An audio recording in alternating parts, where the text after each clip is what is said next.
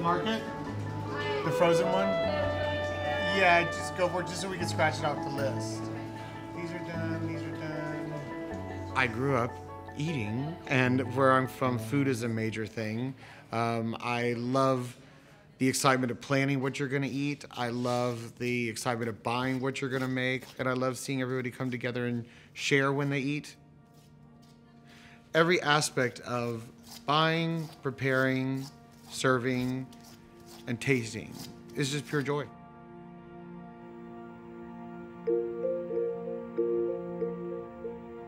My mother's American. She was born in the United States, but her parents, my grandparents, my grandfather, I think, was born in Mexico.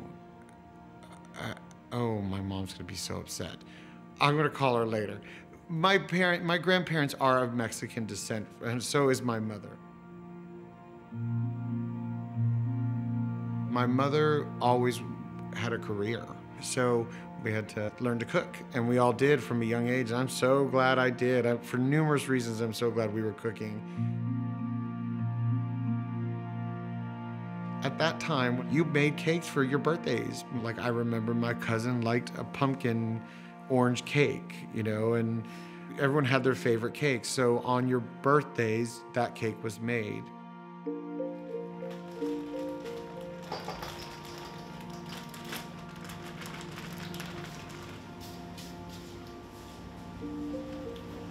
And Amy, how many carrot cakes do we have going out on Monday? Maybe 12. So we have to do like several batches of these a day, you know, because carrot cake is our best seller.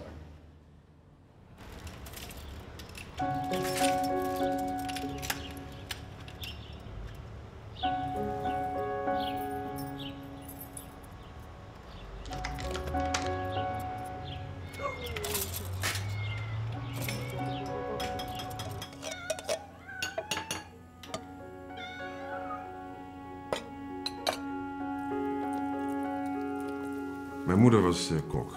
En gedurende de jaren is zij meer gaan experimenteren. Vroeger was het misschien meer aardappel en vlees en groenten, maar ze ging receptjes experimenteren en andere keukens kwamen op tafel.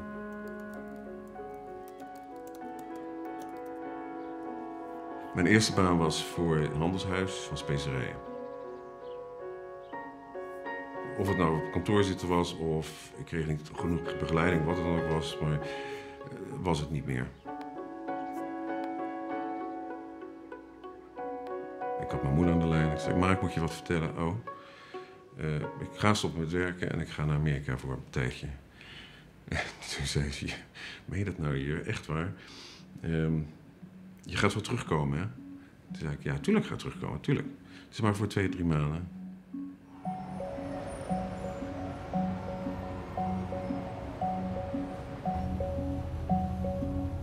Ik kwam aan in Amerika in 1990. Ja, heel indrukwekkend, maar ook een soort gevoel van... dit is het begin van de rest van mijn leven.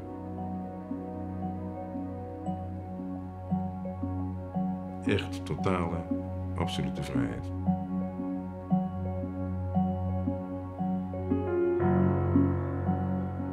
Ik ging mijn reis verlengen, want het deed 2-3 maanden, maar daar zat ik al bijna tegenaan. Dus toen het de tijd was om een beslissing te nemen, heb ik besloten om nog wat tijd bij te plakken. Toen had ik iemand leren kennen en via hem een baan gevonden. Maar ik mocht daar niet werken officieel. Daar had ik een burgerservice nummer voor nodig, een Social Security number. En ik ben naar Social Security offices gegaan en heb daar een kaart aangevraagd. En normaal, voor zover ik weet, staat op het kaartje dat je niet mag werken. In mijn geval stond dat er niet. Dus ik heb dat kaartje altijd kunnen gebruiken om een legale baan te vinden.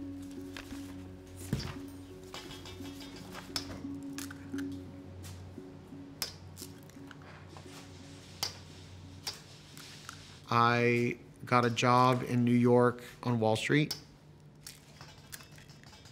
It wasn't like a mega job, but it was in admin, and they pay well. I slowly just ended up doing that, and I could buy shoes. and walk around New York.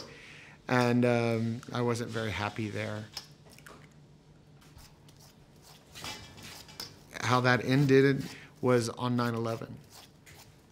I was nobody. I wasn't essential, and I should volunteer to lose my job. I have no children, and they about 5 weeks later, they called me into the office and said, "We're going to give you a compensation package."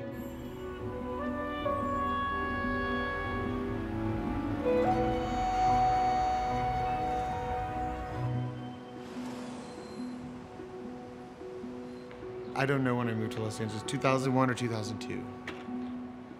I struggled to get adjusted to Los Angeles. I had no plan. I had nothing. With the exception that I had a support network of friends and family there.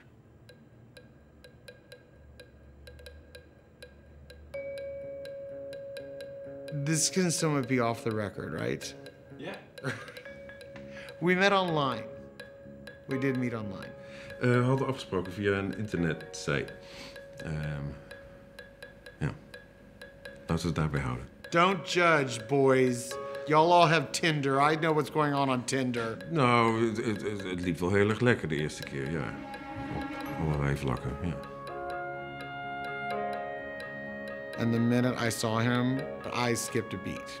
I mean, he's charmingly good looking, and I am fabulously fun. Ik ben niet zo makkelijk dat ik gelijk val als een blok, maar ik was wel geïnteresseerd in een vervolg, ja. And then I think we talked about personal things, little flirtatious things. It just clicked, and we just started hanging out. We zagen elkaar regelmatig. Hij had een paar favoriete bars. We zijn vrienden leren kennen. Ze zijn ook een beetje mijn vrienden geworden. Dingen gedaan, dagtripjes. Veel naar het strand geweest. Heel veel naar het strand. Het is geen stappenplan wat je bewust volgt. Alleen achteraf kan je zien... het is gegaan zoals het is gegaan en het is prachtig geweest. And then his father grew ill. Mijn vader was al ziek langere tijd, maar was altijd onder bedwang gehouden. En ik kwam weer terug en er werd mij verteld dat het eigenlijk een opgegeven zaak was. And yeah, that was early on in our relationship, and I tried to be there as much as I could for him in an early type of relationship. Like, I didn't fly to Holland to be there. It was a little inappropriate. I had not met any of his family. Ik ben teruggegaan naar Nederland. Hij deed het ook hartstikke goed. Het was heel goed om hem te zien. Toen terug naar LA en toen mocht ik er niet meer in.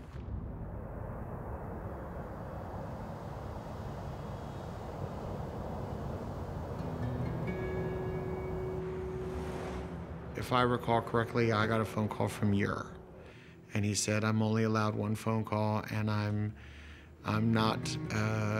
They detained me, and I violated the visa, and they are not going to let me stay here. They're sending me back." I couldn't believe it. I don't know what I don't even really know what I was thinking. I was like, this just can't be happening. Je wordt gelijk behandeld als volledig crimineel. Je moet je helemaal uitkleden. Je wordt gefouilleerd en dan word je naar een holdingcel gebracht. In mijn geval was er geen vlucht diezelfde dag, dus ik moest de nacht doorbrengen in een andere holdingcel op het vliegveld. Eind ver weg met een busje naartoe gereden. En dan de volgende dag word je begeleid naar het vliegtuig. And we found out he had a 10-year ban. So it wasn't even like, oh, he has to stay out of the country for 6 months and then he could come back and visit. No, it was a 10-year ban. What I don't understand about Ur is I could have never done what Ur did, but he did what he did. Ik zag echt een toekomst met hem. En dat idee ook van ja, dat is nu dus ook afgelopen. Dat was naar. Maar goed, tegelijkertijd realiseer ik me ook, ja, dus ik heb het helemaal aan mezelf te danken. Ik kan niemand de schuld geven, het is allemaal mijn eigen ding.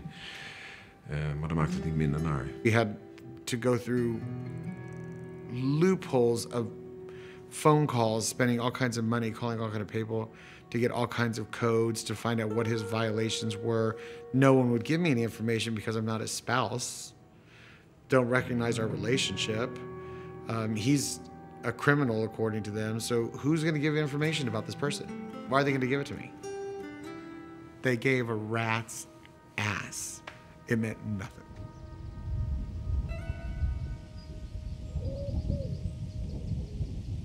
Ik had kunnen trouwen met een vrouw en dan was er verder niks gebeurd.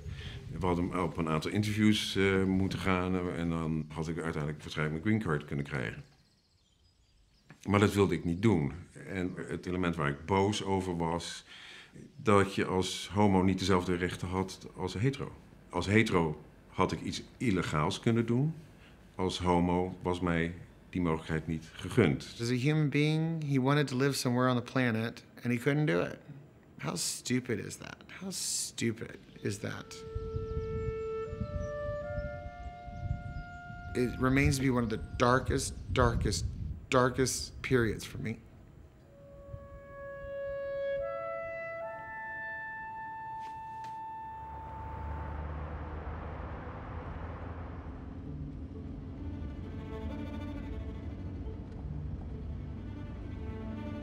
Ik heb 18 jaar in Amerika gewoond. Ik was ergens in de 40 en ik dacht, ja, wat nu? Wat moet ik nu gaan doen in Nederland? Nederland voelde niet als thuis, was ook geen thuis meer. Maar ik kon ook niet meer naar wat ik had beschouwd als mijn thuis. I know for a fact that since I met Yura, I never dated anyone else. So that means something for me. I certainly was not going to let an institution tell me who I could and could not be with. I would gladly give up America for my freedom. I was in my empty apartment and then decided I had to tell my recently widowed mother that I was going to move to Holland.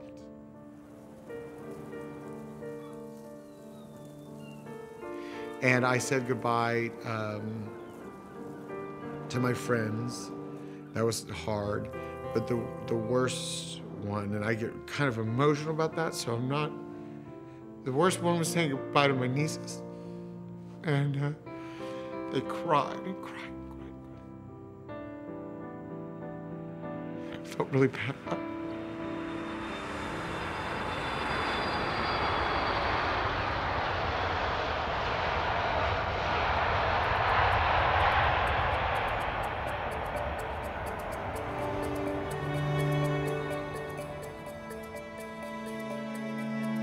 Mijn hele familie was daar.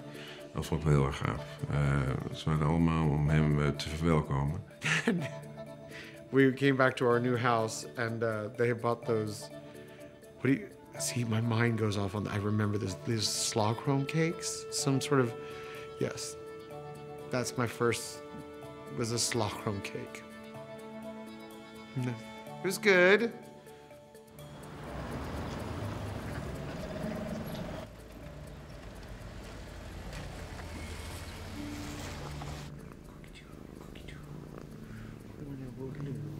Everything was foreign to me, everything. Of course, the language was an issue.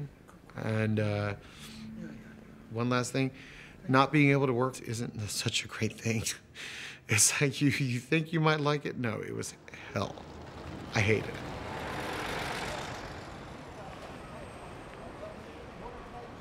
At that particular time, someone had asked, because they knew I was a foodie, if I knew how to make true American cupcakes. Well, I mean, yes, of course we did. And we made them, and it was on Queen's Day, I think 5 years ago, that I was discussing with one of your nephews. They said, this is the difference between cultures, where you can't just decide to be a baker. It's something you have to either have in your family or you have had to go to school for. It's like, everybody's a baker. Everyone can bake.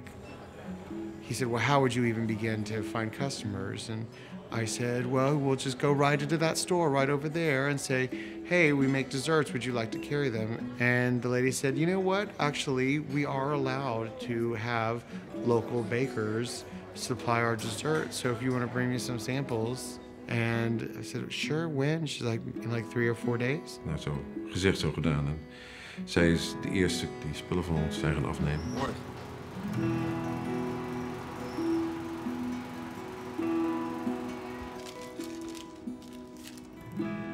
We perfected them, and then we took them over, and they've only gotten better and better.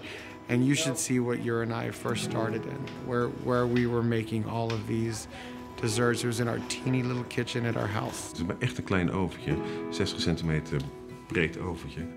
We were making 60, 50, 60 cakes in that one little oven.